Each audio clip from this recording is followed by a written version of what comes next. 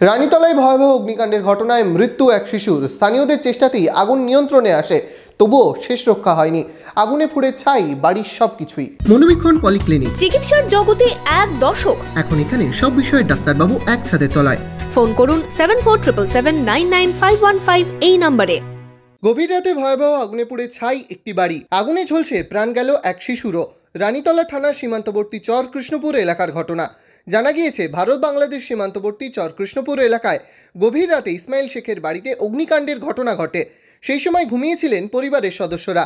আগুন দেখে ঘুম ভাঙে তাদের। স্থানীয়রা ছুটে এসে জল দিয়ে আগুন নেভানোর কাজে হাত লাগান। আগুনে ভস্মীভূত হয়ে যায় বাড়িটি। অগ্নিদগ্ধ হয়ে প্রাণ যায় বছর 6-এর এক শিশুরও।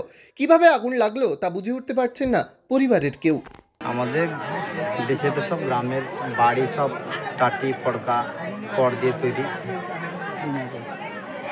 বাড়িতে যে আখা আছে সে আখা তো ওই গুঁড়া দিয়ে রান্না করে, ওই আখা থেকে এই অগ্নিকাণ্ড। ক্ষয়ক্ষতি চাষি কৃষক পরিবার, ওর বাড়িতে যা চাষের সামগ্রী ছিল যাবতীয় বাড়িঘর, টিন, ছাগল, মুরগি, গরু এবং ধান, চাল, পাট ছিল, রাই ছিল, কলাই ছিল, এসব যাবতীয় জিনিসপত্র সব পুড়ে ছাই হয়ে গেছে।